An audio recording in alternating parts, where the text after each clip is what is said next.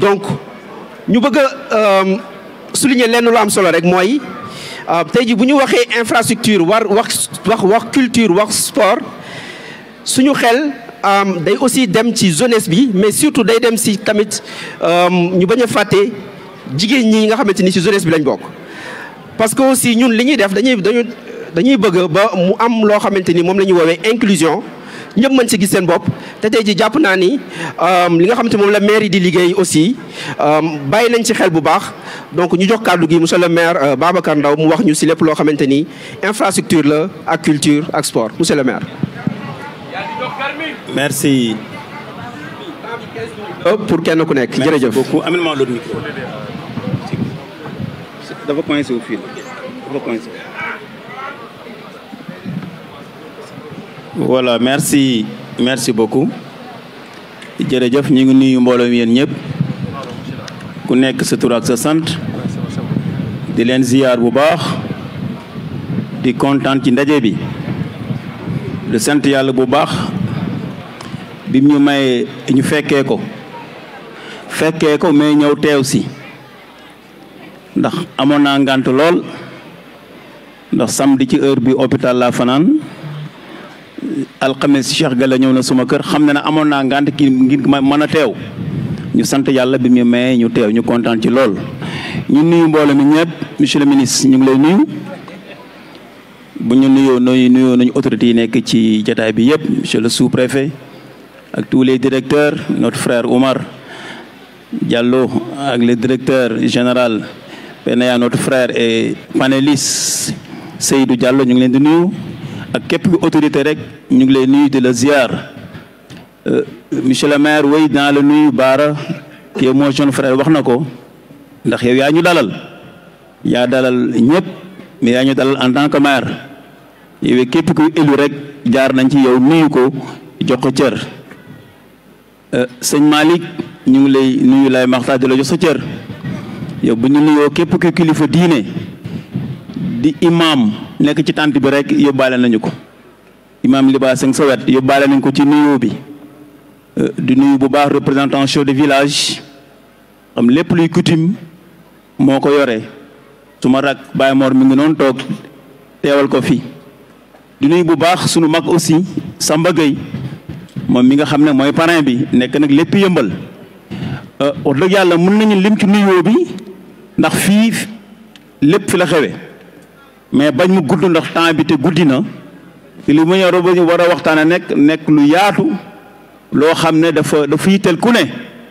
ñu tënk ko ci fukki minute ak juróom dina tuuti mais mënta ñàkk ndax ne jataay bi tëddee la colonel ñu ngi lay nuyu bu baax en tant que panéliste di la ziar fay di wax ne thème bi nga xam ne jox nañ ñu ko muy infrastructure culture ak sport dafa nekk thème bu yaatu ndax boo gisee ni Baara développé gis ne lépp tey lu ñu war a liggéey rek dafa dugg ci infrastructure moo ëmb lépp ndax mënuñu développé dara te infrastructure amul même niñ ci dolli sax sport ak culture loolu yëpp infrastructure daf ko ëmb muy la am solo infrastructure bi ñu ko waxee dafa nekk ci pàcc yu bari mën nañ dugg ci infrastructure yoo xam ne mooy ay yoon muy infrastructure routière yi ñuy wax ndax nit ñi mën a am fu ñu jaar dem ak dikk ndax yëmbal ku nekk xam ne na soxla nañu ko mën nañu wax aussi ci infrastructure mooy jumtukaay yu mel ne terrain beeg CDEPS beeg yeneen jumtukaay yoo xam ne nit ñi dañ koo soxla ndax yooyu rek nit soxla fu mu dëkk fu mu jaar dem dikk ak jumtukaay yoo xam ne bu bëggee liggéey wala bëgg ay activité mën na ko fa def kon nag infrastructure am na solo trop ci dundinu nit loolu nag moo tax xam bu ñu jëlee ko mel na yëmbal noor dëkk bi sax laay wax yëmbal wax nañ ko léegi lu war a tolloog 400 000 habitants di fi yeewoo te nekkuñu ci superficie bu ëpp fukki kilomètre ak juróom kilomètre carré loolu boo ko xayma kilomètre carré bu nekk dañ fa daanaka xaw a jege lu mat 1,000 nit ci benn kilomètre carré xam nga loolu densité boobu doy na war te bu ñu xoolee Yeumbeul li muy mel ni lu tuuti boo ko comparé ak le département de Guédiawaye ak ni mu yaatoo Yeumbeul rek ñaari Yeumbeul yi boo leen boolee ñoo ëpp département wu Guédiawaye ci wàllu population te xoolee ni mu ko gën a ëppee ci yaatuwaay loolu lu muy indi nag mooy nit ñi dañ koo dëkke ba mu jeex muy population bi mu nekk aussi avantage ci ñun du inconvénient mais avantage bi aussi dañ ko war a valoriser xëy na dañ ko développer yeneen itam mais li am solo mooy dëkkuwaay boobu ni ñu dëkkee tax na ñu manqué ay infrastructures yoo xam ne yu bëri mën nañ ko faa def tey bu ñu jëlee ci wàllu sport bi ñu ma wax ak culture manqué nañ fi infrastructures yu bëree bëri yoo xam ne tey war nañ koo am si ngir suñuy population war faa mën a nekk ak domaine boo mënti jël santé éducation thème boo mënti jël rek am nañu problème infrastructure bu sérieux ci Yeumbeul ndax historique gu Yeumbeul wax na ko léegi le chroniqueur ndax ni mag ñi sañcee dëkk bi la dañoo oo nit ñi ngir ñëw dëkk si ngir am lu ñu sauver Ndakaaru la moo tax xëy na boobu jiitu lu ñu woon sax yenn infrastructure yi dañ koo bàyyi ak ñeneen nit ñi ñëw dëkk léegi nag dëkk bi dem na ba toll foo xam ne nag léegi nag loolu dafa soppeeku ñi fi dëkk aussi dañoo am ay besoins en termes d' infrastructure loolu nag mu nekk lu ñu dab ñun en tant que maire yi fi nekk ñu war a daw nag renverser ëlbati loolu mooy la mag ñi defoon ngir nit ñi dëkk si nañu mais infrastructure yi nga xam ne démb dañ koo fàtte woon ñu war koo dabu nag ngir dëkk bi war koo am loolu nag mu nekk nag liggéey bu war a gaaw te métti ci maire yi nga xam ne ak autorités yi état bi aussi di ci jàpp lim mën mais lu ci ëpp aussi ñun autorités locales yi dañ ci am cër maire yi fi nekkoon ñi ñu jiitu yëpp ci Yeumbeul Sud ak Yeumbeul Nord yëpp def nañ ci ay liggéey yu am solo yu mucc ayib ba ci suma frère maire Bara Gaye mii toog ak ñun ñii ñu ngi ciy def lu ñu mën ak lu ñu mënul mais bu ma Cheikh Gallo seetsee ñu ngi ciy waxtaan l'ambassadeur de la jeunesse moom ñu koy beral nuyoo ndax moom dama koy wax benn kilifaam dañu daje ci benn jataay bëgg dem maa ngi koy wax ci gàmm gi ñu daje mu koy tooñ ne ko yow da ngaa fonk autorité yi da ngaa fonk maire yi moo ne ko wëy parce que Cheikh Gallo c'est l'incarnation de la spiritualité et du temporel te loolu wane na ko tey nu mu solo dafa temporel mais biir gi lépp spirituel la kon nag loolu dafa wane ne yow xam nga njàngale mi nga xam ne sa maam Baye Laay xaloon na ko ngir jàll fi Ndakaaru kon Cheikh Gallo lii nga woote boo ko wootee Baara wax na dëgg yow yaa ko mën a woote moo tax ñëpp si nañ la ñu ngi lay féliciter di la encourager ci taxawaay bi ma Cheikh Gallo seetsee wax ma lii ne ma monsieur le maire wàllu infrastructure de yow lañ bëgg nga waxtaane ko ndax gis nañ li nga ciy daj maire yëpp sonn nañ ci waaye yow sonn nga ci lool ba nga ñëw ba tey da nga koo yenu ma ne ko waaw ndax dafa nekk priorité ci li nga xam ne mooy daanaka mooy mandat yi ndax tey dëkk bi lu mu niñ ko dëkkee bu demee ba dëkk bi jeex te samp ñeen infrastructure yi ëllëg dinañu dab te fu ñu muñee mooy di toj ay kër ak di daaneel yenn yi te loolu mën nañ koo dabu bien que sax mënut a ñàkk mais mën nañ koo dabu loolu moo tax bi ñu ñëwee ñu sunu mandat ñu def priorité sur les infrastructures infrastructure nag bi ñu koy def boo ñëwee ab dëkk fekk fa di nga am la fa fekk ndax kan fekk fa àll bu yaatu ay dëkk ak ay infrastructure ay kër lañ fa fekk mais li njëkk a def mooy infrastructure yi ñu fi fekk ñu xayma leen ñu gis ne daanaka yëpp dañoo màgget kenn benn mënuñ ko jëfandikoo kon ñu ne priorité bi mooy lépp lu fi nekkoon ci infrastructure tout loo xam lu yàgg la nañ ko fexee beesalaat ba mu ne booy d'abord ñu attaqué foyer des jeunes bi attaqué maison de la femme attaqué terrain de basket attaqué un poste de santé yi nga xam ne mooy yi fi nekkoon bien que bëriwul woon mais li mu tuuti tuuti nañ ko defaat ba mu mucc ayib bu yee muccee ayib nag ba pare ñu attaqué yu bees yoo xam ne ñëw dolli ko ci mooy li Cheikh Gallo di wax barke démb ñu samp benn école bu bees bu ñu war a tabax barke démb démarré nañu centre socio-culturel bu Gàddaay yàlla mën a def léegi mu egg ñu jébal ko askan wi fekk école yi nga xam ne manqué woon nañu ay classes li Baara da wax dëgg la ñu fexe ba mottali leen ndax seen cycle yi mën a mat ñu attaqué infrastructure yooyu mottali ko ak yi nga xam ne moom la ñuy defar ndax mandat yu juróomi at xëy na néew na booleeg li ci état bi di jàppale aussi dem ca kaw négocier manœuvrer ak état projet yu bëri mun koo gaaw dugal ci Yeumbeul loolu moo indi Promoville dugal ay poste de santé ñu ngi koy defar gis nañu aussi Promoville mi ngi defar ay yoon mi jóge Daaru Salaam yooyu yëpp ay pexe la yoo xam ne dañ koy def ngir gaaw suñuy askan mën a am ay infrastructure ndax buñ ko amul ëllëg mën nañoo dab te bu ñu dabee mën naa indi ay jafe-jafe ci ñun. loolu nag li muy indi jeexital mooy tey infrastructure dafa am ñaanu mu taxawee bi ci njëkk mooy ñu def infrastructure yoo xam ne dëkk bi dañ koo soxla mais tey jamono dafay avancé yëmbal tey dañoo war a may fexe ginnaaw bu ñu defee loo xam ne waa dëkk bi dañ koo soxla dañuy defar loo xam ne même ñu dëkkul yëmbal yi jege fin di ko jëggaan si yëmbal ndax bi ñu nekk gone ba léegi aussi loolu dañ koo dund lu bëri am na fi mais lu ci bëri ñun bu ñu nekkee ndaw dañ naan jóge fa di ko jëggaani feneen di ko fa uti jëm Pikine jëm Yaraax jëm Dakar jëm Point di ko fa uti yooyu nag ñu ngi ciy xeex booba tey mais dañ ko war a gën a yokk suñu loxo ba tey ay nit dañoo war a ñëw di jëggaan si ay infrastructure fi ci yëmbal te loolu feeñ na barki démb bi ñu inauguré maison de la foyer des jeunes bi ñu inauguré foyer des jeunes bi gis nañu tey le centre culturel Douta Seck barki démb journée internationale du théâtre fii lañ ko defee ci yëmbal déplacé tous les grands communes ñu def loolu am solo la yëmbal nekk attraction tey lii ñuy def ci VDN bi ndax aussi yëmbal benn côté kese la ñu dese boo xam ne moo am ci VDN yëmbal nord moo ko bénéficié wu xëy na amul yëmbal sud moo tax ñu góorgóorlu ba ñu ngi fay benn centre socio-culturel boo xam ne tey li ñu ko bëgg mooy waxuñu sax doomu yëmbal ministre mun naa jóge Paris wàcc aéroport na man séminaire bi ma am yëmbal laa koy defee bu mooy paree jël sama avion ñibbi Paris donc ku nekk ay attraction ñëw ci yëmbal loolu mooy mbëbët bi ñaareel ñu nga def stade boo xam ne tey 1 milliard 200 lañ ci def ak jafe-jafe bu rëy bi xam ne def nañ ko pour mu démarrer mais suñu objectif mooy bu paree ay équipe lu jóge fu nekk na man tey yëmbal lay fubali boo paree ñibbi bu ñu paree ñu defal ne benn club house à côté boo xam ne mën nañ caa dëkk ak ay commodité tey ñu ñëw di jëggaan si fii ci yëmbal loolu nag wax nañ ko waxati ko maire yi lu ne lañ ñuy daj ngir mën a taxawal yenn yi ndax tey stade boobu daaw te bi ñu koy départ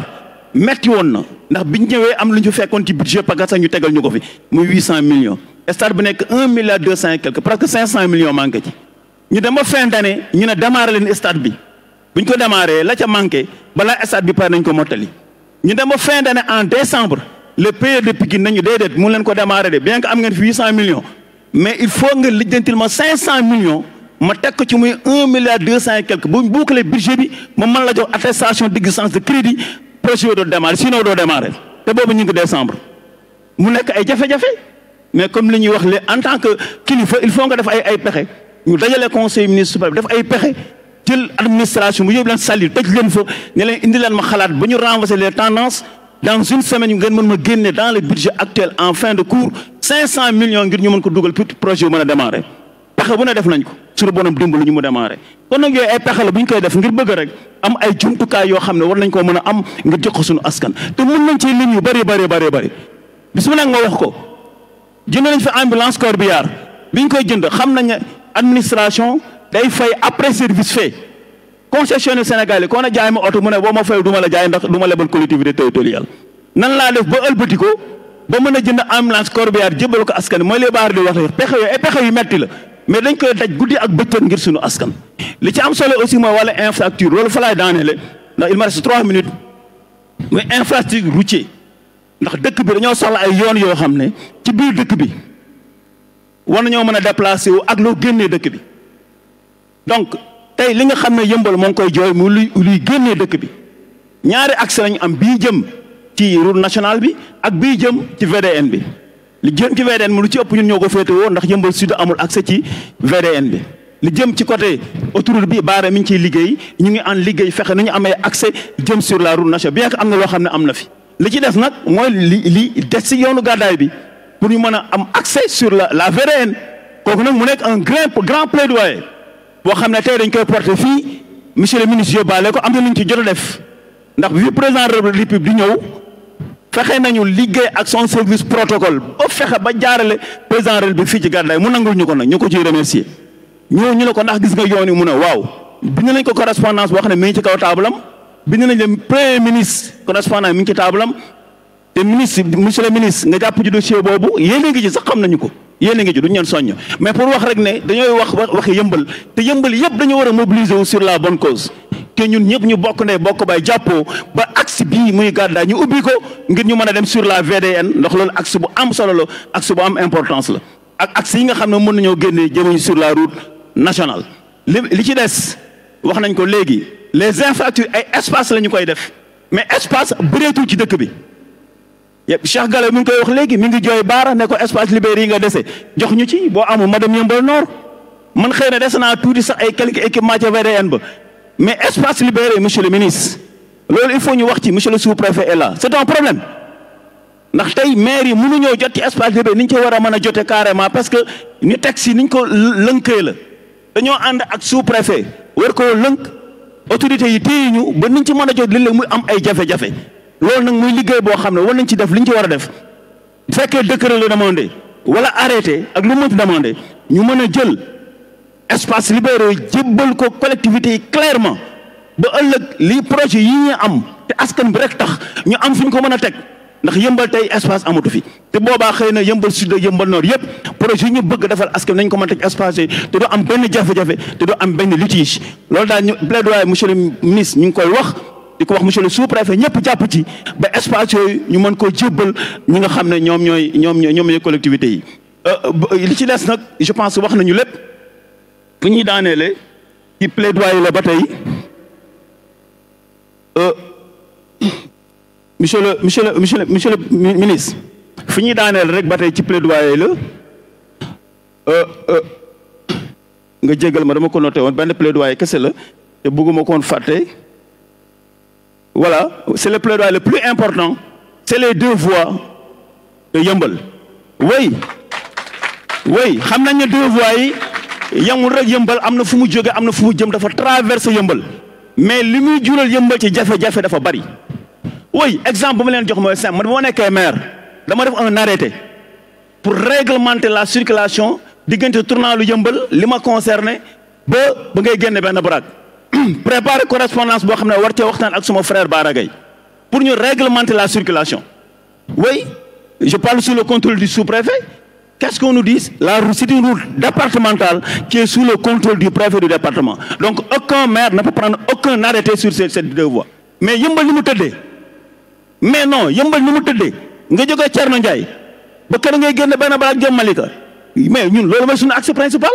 bu ci maire yi mënta jël benn décision mais y a problème loolu nag je pense que plaidoyer aussi nañ kii ñu ngi ciy jàpp état bi lu mu mënti def ci le reste des travaux mais lii ñu tàmbali muy diggante Yeumbeul Malika ak fii ci Yeumbeul Sud loolu nañu fexe ñu eggali ko jébbal ko askan bi correctement ngir ina bëri na ay jafe-jafe yoo xam ne def na ko ci population yi loolu daal ñu ngi leen sant di leen gërëm di wax di leen masawu bu baax li ci des nag ñu déglu intervenant yi asalaamaaleykum wa rahmatullah. jërëjëf monsieur le maire Babacar Ndao def naa kàddu yi am na solo li ñu si mën a jàpp rek mooy moom aussi la stratégie bi nga teg surtout pour réhabiliter espace yi nga xamante ni mooy centre culturel yi mooy yenn centre de santé yi ak poste de santé yi fi nekk mu nekk lu am solo mais aussi li nga sumb ci comme nouvelle construction ci ay espace ak ay centre ak ay école ba Yeumbeul Nord surtout mën a am ay centre yoo xamante ni pour ndaw ñi la pour population bi la donc pour continuer damay jox sama naataango Gora Mboup mu continuer modération bi merci.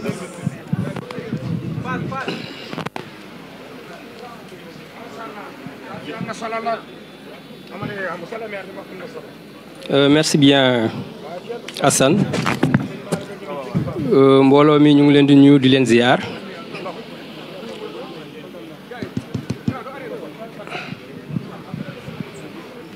donc mbooloo mi ñu ngi leen di nuyu di leen ziar di rafetlu jotaay bi xam naa dañu baaxoo ci genre daje yu mel nii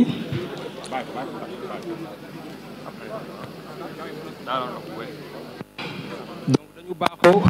si daje yu mel nii buñ ci nekkee ki ñu war a jox kàddu gi ñu tudde ko panéliste dafay baax ñu fàttali mbooloo mi jaar-jaaram CV wam xam naa duñu mën a lire pratiquement CV bi yëpp dañ ci junj tuuti rek pour ñu xam ni thème bi ñuy développé tey jii nii nga xam ni colonel Saliou Faye moo koy développé moom Saliou Faye ñu gën ko xam ci Pape Faye Université Cheikh Anta Diop de Dakar la génnee am fa titulaire am fa master en relations internationales Il est aussi ancien conseiller de l'ambassade du Sénégal en Guinée, Guinée-Conakry, mais aussi ancien conseiller à l'ambassade du Sénégal au Cap-Vert. Ancien chef du département recherche et analyse du CISA de l'Union africaine. Il est nommé depuis 2024 haut fonctionnaire du ministère de l'économie, du plan et de la coopération par Monsieur le Président de la République. Donc, thème bi muy développé tey mu laal en tout cas son domaine muy sécurité communautaire et engagement citoyen, renforcer le rôle de la jeunesse dans la prévention et la veille locale. Donc mbiru sécurité lay wax. Donc colonel dañ lay bàyyee kàddu gi pour 15 minutes nga développer. Merci monsieur le modérateur. Monsieur le ministre, je vous réitère mes salutations. Maa ngi nuyu autorités municipales yi ak monsieur le directeur général de la pharmacie nationale d'approvisionnement. Di nuyu ñi fi teew ñëpp. Di sant Shababou Cheikh Gallo Thiawlaay ci opportunité bi nu ma jox pour waxtaan ak yéen ci sous-thème sécurité communautaire et engagement citoyen, renforcer le rôle de la jeunesse dans la prévention sécuritaire bien sûr et la veille locale.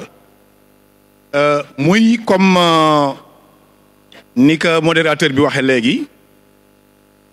thème boo xam ni si à peu près 40 ans de carrière yi ma def dans l'armée, je suis un officier de marine d'origine, ingénieur en construction navale, mais genn wàll gi ginnaaw bi ma amee master relations internationales ak benn diplôme diplomatie ci côté diplomatie ak veille sécuritaire laa ko def, notamment comme il a dit bi ma ci gën a intéressé bi may permettre peut-être ma def genre retour d'expérience à l'endroit de la jeunesse de Yeumbeul mooy li ma nekkoon chef département recherche analyse du CISA. Le CISA, c'est le comité des services de sécurité et de renseignement de l'Union africaine, qui au-delà de me permettre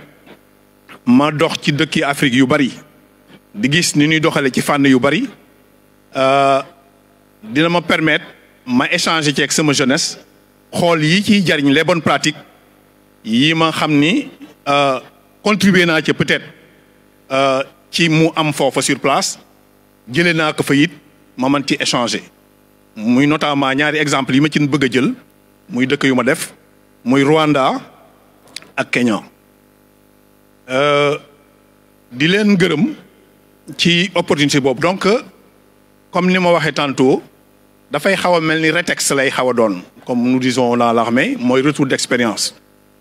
expertise bi nga xam ni peut-être ci jàng ci fànn bi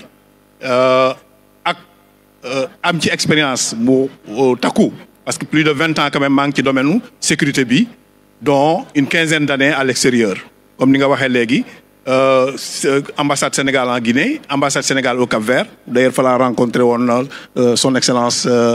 Monsieur le maire Baragay quand il était venu là-bas en mission. Bon, j'étais encore là-bas comme conseiller à l'ambassade. Avec l'IMADEF Union africaine, une quinzaine d'années. Sécurité, d'adi fan bu am importance. Moi, judo ci Yeumbeul gi timit. Xeyna lu bari ma nek ci bitim rew bien sûr, waye problème sécurité doon loo xam ni daf may intéressé ma échange ceeg jeunesse bi pour en tout cas li ma ci yàlla wërsëgal tuuti ci xam-xam ak expérience ma man cee échanger ak ñoom. Ndax anecdote pour anecdote xëy na du neex ci xol surtout historiquement ki doon wax ci histoire Yeumbeul wax na ci tuuti, le parrain aussi Samba Gueye que je salue au passage wax na ci. Yeumbeul kenn daawuñu dégg ci naka sudul noonu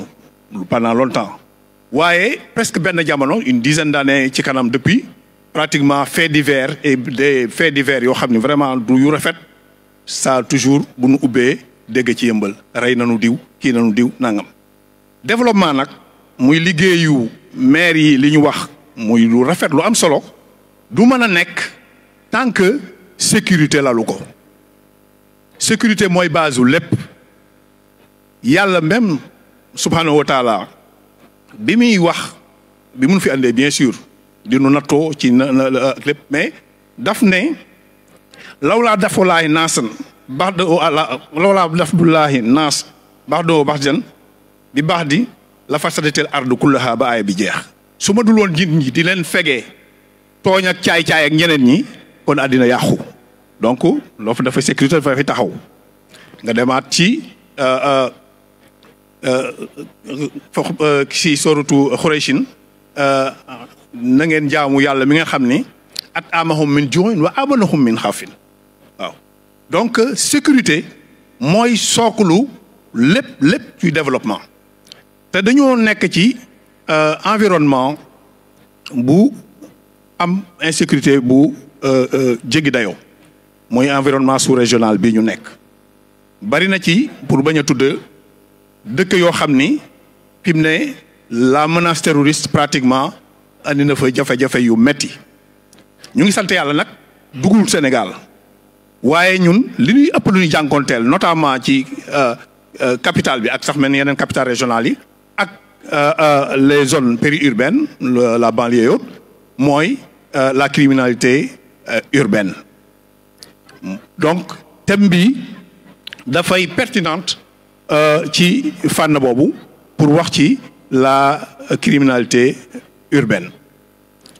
du ma dugg ci statistiques yi parce que je pense que ñun ñëpp gis nañu comme ni ma waxee tantôt faits divers yi am particulièrement à Yeumbeul même pas peut-être il y a une quinzaine de jours ay crimes agressé nañu diw rey nañu diw mais AMR même man am naa benn sët boo xam ni loolu ko yóbbu àlaxira yàlla l'année dernière waaw fekk ko paaka jam ko mu décédé waaw donc loolu muy préoccupation donc suñu gisee jeunes yi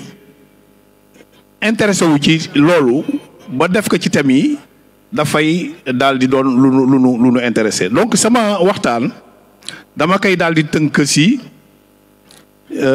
ñeenti pàcc mu doon ginnaaw introduction bi ma def nii la sécurité communautaire parce que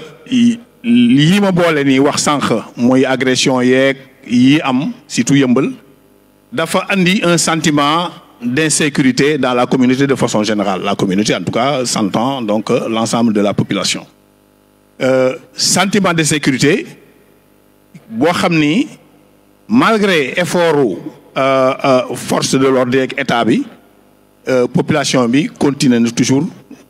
di sentir ce sentiment d'insécurité loolu nag mooy andi lan la ñu mën a fexe ba un engagement citoyen am de la part des jeunes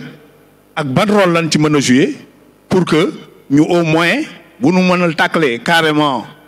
ce fléau au moins ñu jouer un rôle pour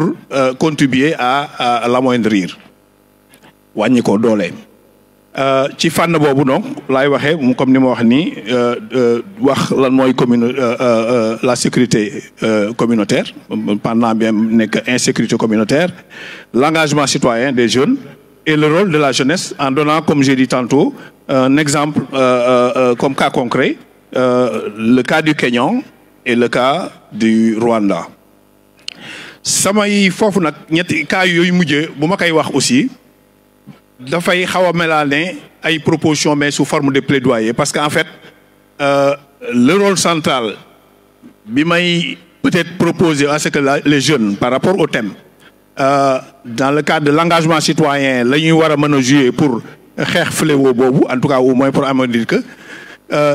les autorités municipales comme ni ñu waxee sànq aussi ak même l'État xëy na dinañ am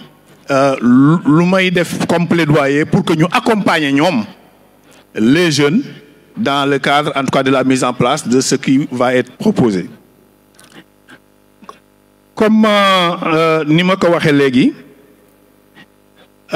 la sécurité communautaire pratiquement d'ailleurs ñu ngi ko commencé conceptualiser après bon amoon na mais conceptualiser que tellement pour di ci def ay études scientifiques mooy après les attentats yi amoon États-Unis en 2001 bi ñu ne maintenant di globaliser la lutte contre le terrorisme parce que soit dit en passant je suis spécialiste dans la lutte contre le terrorisme ci la ñu andi le concept de community policing mooy la police communautaire en français lañ ko jéem a traduire noonu quoi mais le terme est né chez les anglo-saxons s'appelait community policing ça consiste jël boole ci population yi préoccupation de leur propre sécurité parce que l'État et ses démembrements xëy na du ñu doy seul pour que ñu mën faire face à certaines menaces que ce soit le terrorisme que ce soit la criminalité urbaine ci loolu ci la ñu di jéem a xool naka communauté yi nga xam ni sécurité bi ci ñoom la jëm nan la ñuy fexee ñoom bokkaale en collaboration bien sûr on ne veut pas dire que ne ñoom ñuy defal seen bopp seen sécurité mais dañuy collaborer avec les entités de l'État qui s'occupent de la sécurité en faisant quoi ay alertes précoces boo gisee loo xamul lu doy waar ci koñ bi nga mën a teel a par des canaux appropriés informer les forces de l'ordre pour que ñoom ñu wot seen taxawaay. Canada bokkoon na ci dëkk yi nga xam ni yi ci gën a taxaw la ci fànn boobu surtout dans le cadre de la lutte contre le terrorisme fu nu gis lenn lu doy waar rek rapidement il y a des canaux appropriés où les gens les habitants informent les forces de l'ordre que ne daraa ngi fi. ñun nag bari na loo xam ni nekkagul wala boog nekkatul ci sunuy comportement bari na loo xam ni da ngay rombal loo xam ni vraiment lu doy waar la bul faale lay doon yow mi nga xam ni sax peut-être sa réaction par rapport à sa liggéey wala sa formation dugg nga sax di jéem a wax tout de suite li la jëkk a wax lu ci sa yoon te sunu yoon moo ci nekk parce que c'est dans la sécurisation de la communauté. Donc ma xaw a def rapidement parce que nee nañ ma kii dans la sécurisation de la communauté ci la suñu sécurité nekk loolu nag li koy andi mooy jeunes yi taxawaayu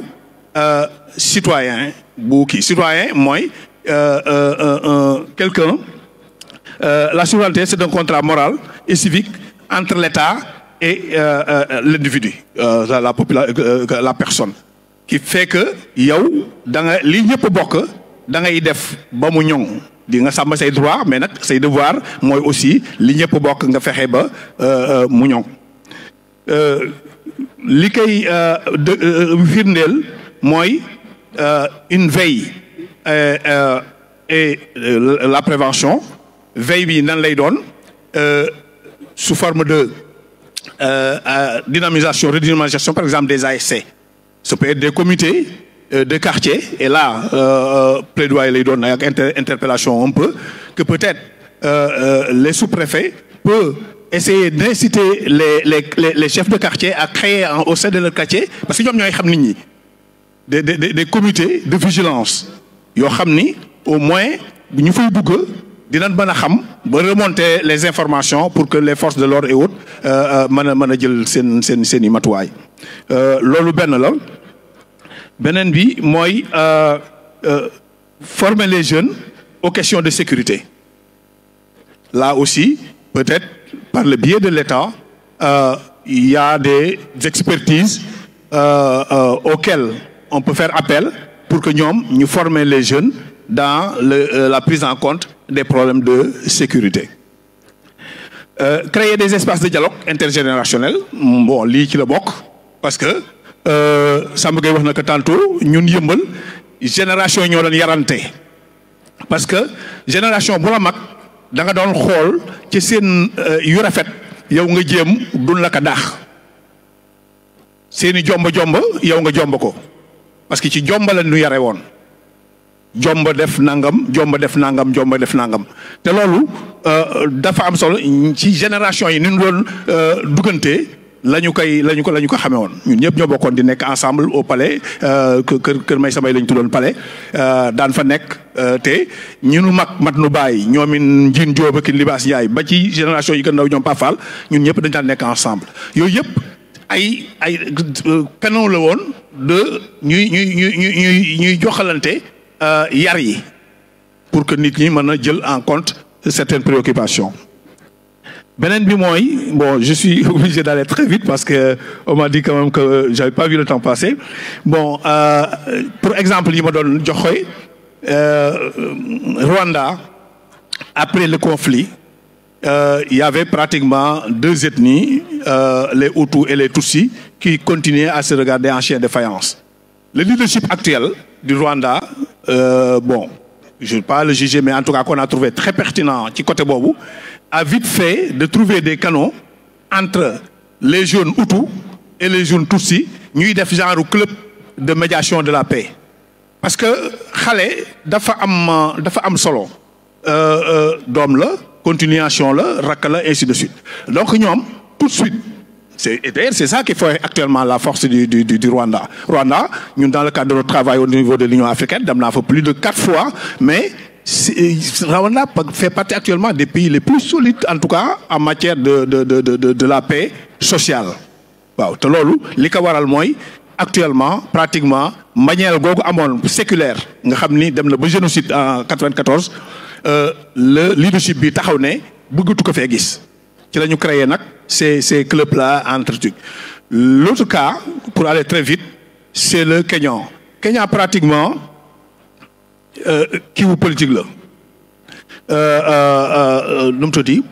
c'est une conflictualité c'était une conflictualité politique et de la même façon aussi ils ont mis un système d'alerte rapide early warning system nous d'ailleurs quand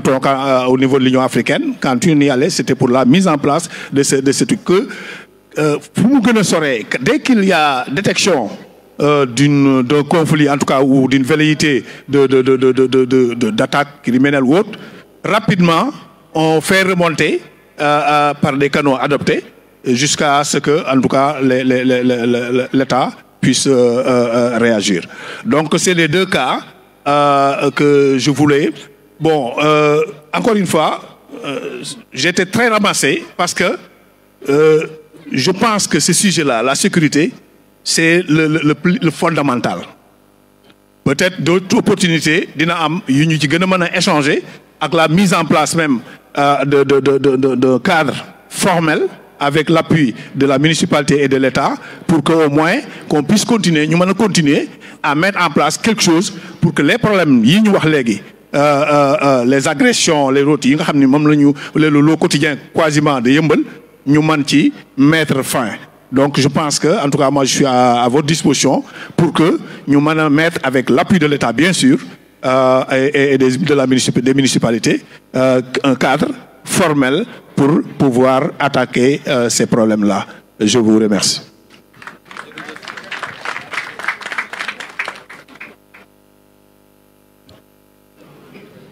Jërëjëf monsieur Faye.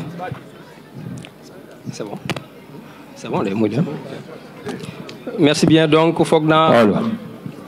rotal nga fi ay concept yu nu mën a jàppe lu bees un système d'alerte rapide police communautaire et que yaakaar naa vous avez bien transposé vos expériences d'ailleurs donc au niveau local par rapport à nos réalités locales. Je pense personnellement que pour peut-être renforcer ou bien instaurer cette sécurité communautaire pour saxal sécurité communautaire boobu maanaam fexe ba askan wi seen kaaraange yokku yaakaar naa mën nañ ko tënki noonu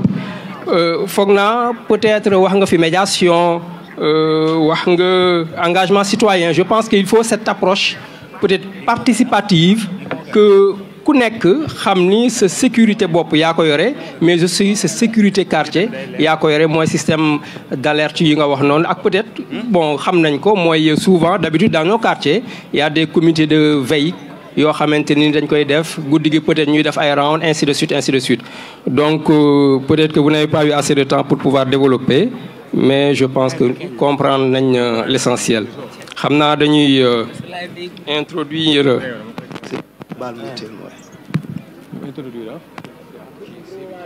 voilà docteur Seydou Diallo moom la ñuy introduire. voilà Seydou donc directeur ñu ngi lay nuyu. thème bi nga war a développer. Allô.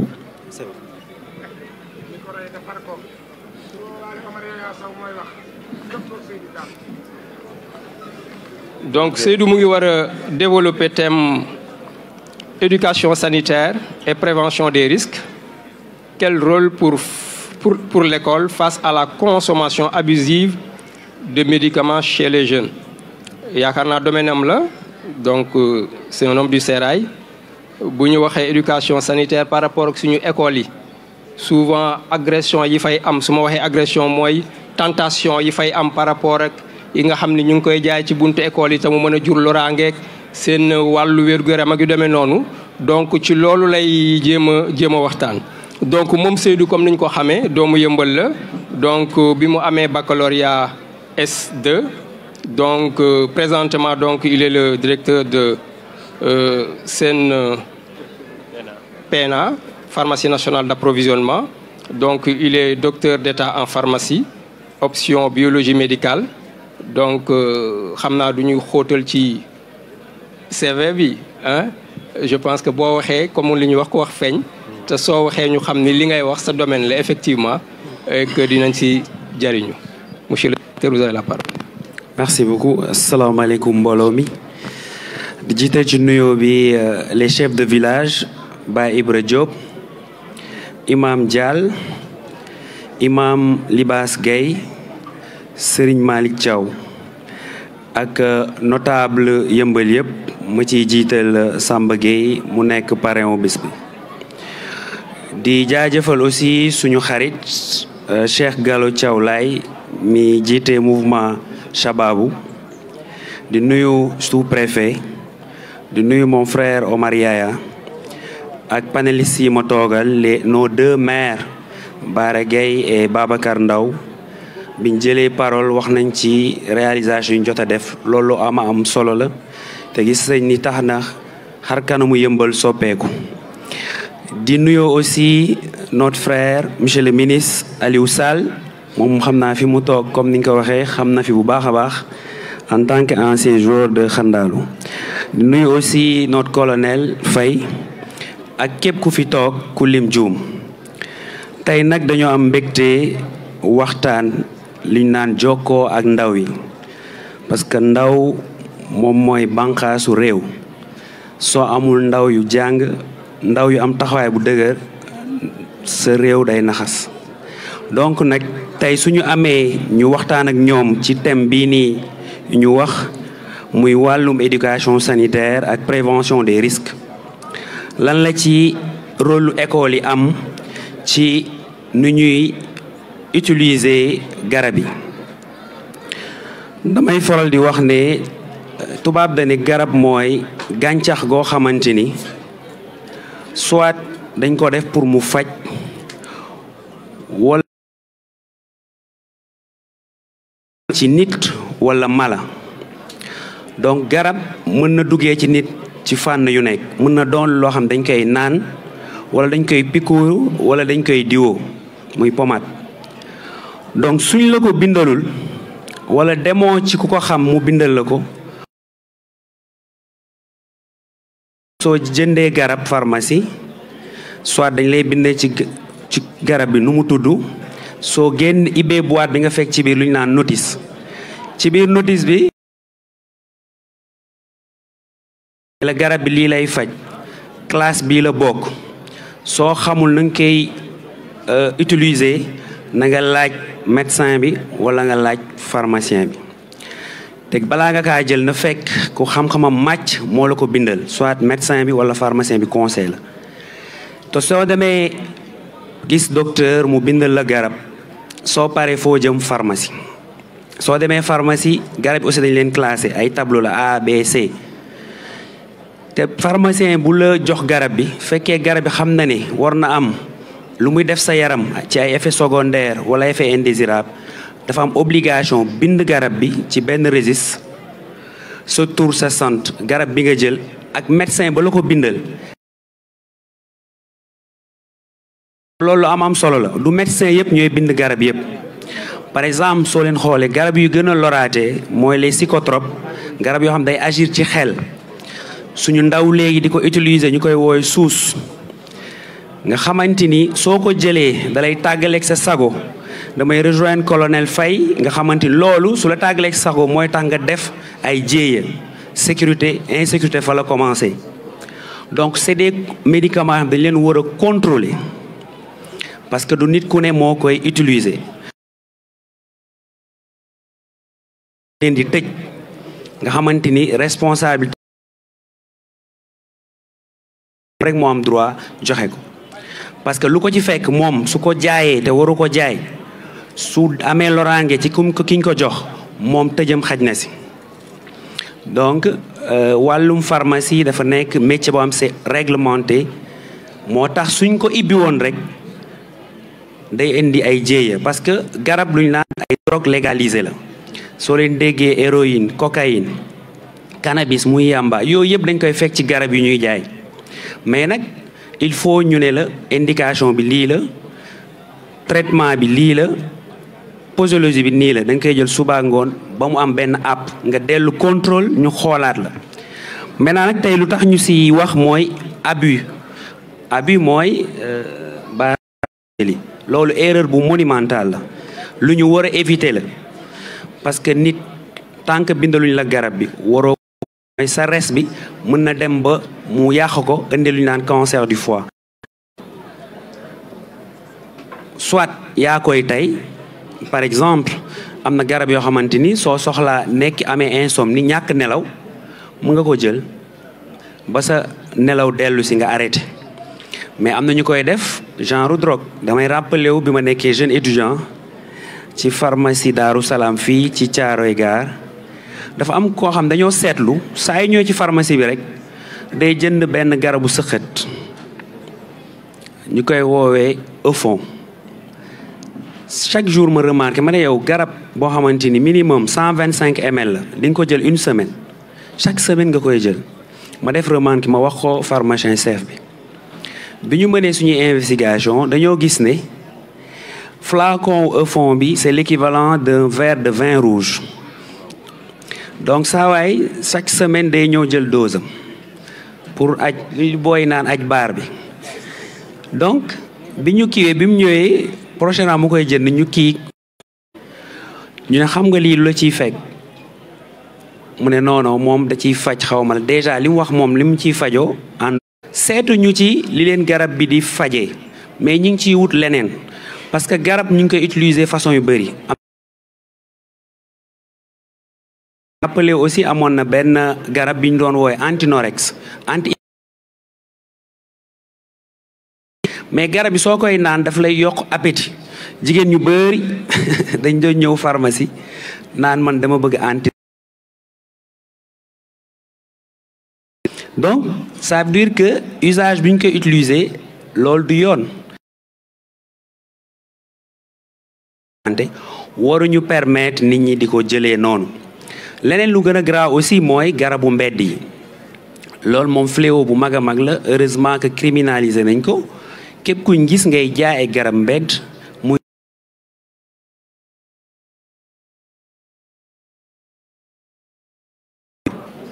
te même su lay faj soo ko utiliser de façon abusive ñi war nañ bàyyi xel ci loolu pharmacie fi nekk léegi 4 pharmacie donc fépp foo génn mën nga dox tuuti dem soo amee lu la metti nga dem génn tàggali la ak sa sago donc loolu dañoo war a xoolaat ñun suñu biir parce que lu ñu naan drogue légalisée dañ ko war a jël ci anam gu leer li ma wax sànq mooy soo amee pharmacien bu la ko jox conseil la ko tant mieux médecin bu la ko bindal loolu moo gën ñu bañ ko utiliser nu ñu neexee parce que dañuy wax ci pharmacie lu ñu naan polypharmacie suñ nee la tu es un polypharmacien mooy yow bis bu ne di nga utiliser lu ëpp juróomi doomu garab am na feebar nag yoo xamante ni ça nécessite nit ki ci traitement am comme yenn maladie chronique yi mën na utiliser ëpp juróomi garab mais su demee ba yow si sa dund yaa ngi utiliser lu ëpp juróomi garab par bés dañ lay woowee polypharmacien te loolu peut-être que ñoo xamante ne dañoo am maladie chronique amul problème mais ñoo xam ne dañ koy utiliser à d'autres fins pour se droguer wala être dans des états seconds loolu noonu c'est à bannir donc li may message may jàllale mooy par rapport ak éducation sanitaire parce que ñun ñi toog fii dañuy sant yàlla dama utiliser souvent benn terme anglais yi naan anglais yi di faral di wax naan if you wanna be somebody you must get somewhere mooy vraiment soo bëggee nekk nit na ngay am foo roy ñun ñi fi toog yëpp nag ay royukaay lañ ñun dañuy yëkkati suñu loxo saa su ne ñu ne ñun yëmbal lañ bokk parce que yëmbal moo ñu gis ñu juddu màgg def fi suñu éducation dañoo fier bokk yëmbal te ñi fi toog nekk waa yëmbal nekk ndaw amul benn miracle gëm sa bopp la être persévérant xam ña ngay àndal aussi c'est important donc pour daaneel nga xamante ni li ma dese ci temps bi bëriwul dama naan yëmbal ndaw ñi parce que fii lu ne am nañ fi am nañ ay ministres am nañ ay directeurs généraux am nañ ay directeurs am nañu ay colonels am nañu ça veut dire que dëkk yëmbal taxul nekk yaafuus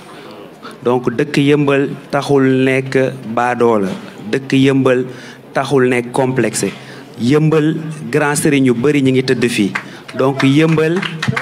dafa neex a dëkk man de vraiment yëmbal moom awma lu ko gën donc je vous remercie.